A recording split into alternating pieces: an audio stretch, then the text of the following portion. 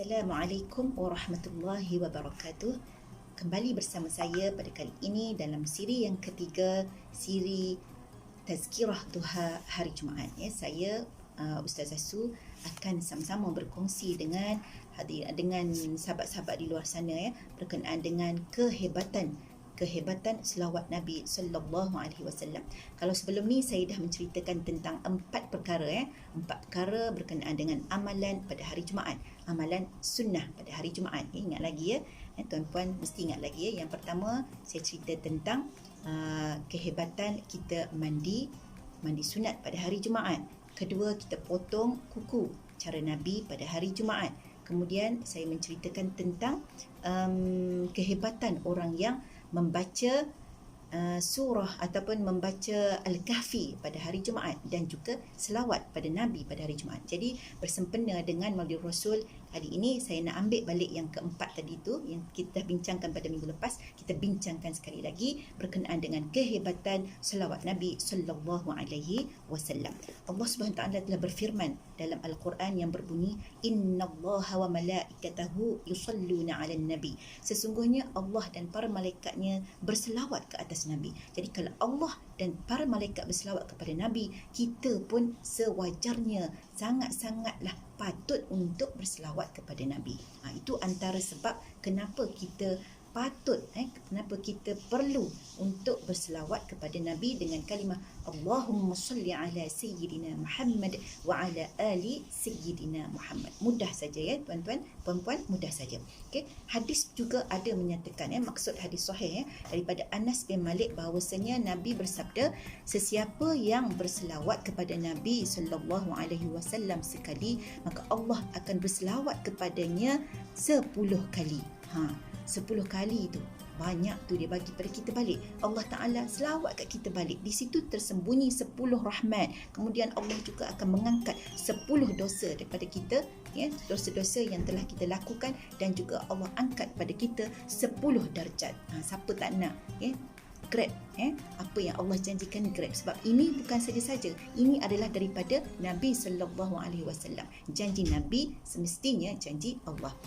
Jadi saya ingin menarik tuan-tuan dan puan-puan muslimin-muslimat di luar sana untuk mendengar satu kisah. Saya ingin berkongsi satu kisah di mana kisah ulama besar yang bernama Sufyan As-Sawri.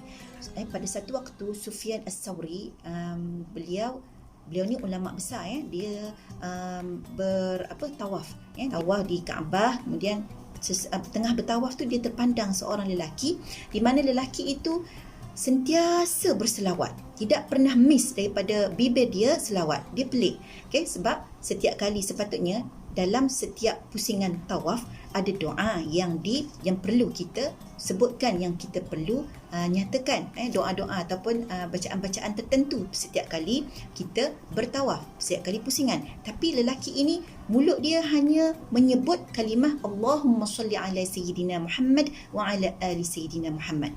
Jadi selepas selesai tawaf, kebetulan waktu itu lelaki tersebut solat selepas tawaf, solat sunat 2 rakaat di sebelah Sufyan As-Sawri.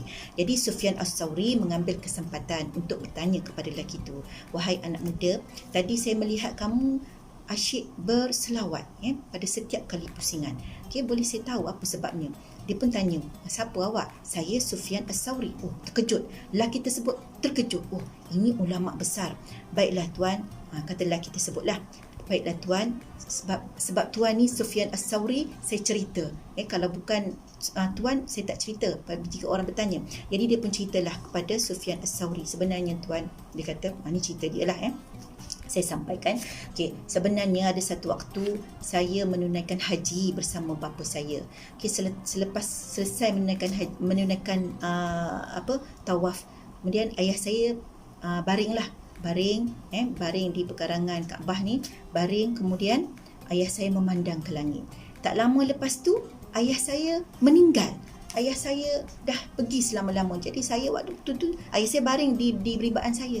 Jadi pada waktu tu saya merasakan, ya Allah, ayahku dah tak ada. Saya menangis Okay? Dan tak lama, beberapa minit kemudian, ayah saya perlahan-lahan wajah dia berubah daripada putih kepada semakin gelap, semakin gelap, semakin gelap. Saya terkedu, saya menangis terisak-isak. Kenapa ayah saya jadi macam ni? Apa dosa ayah saya?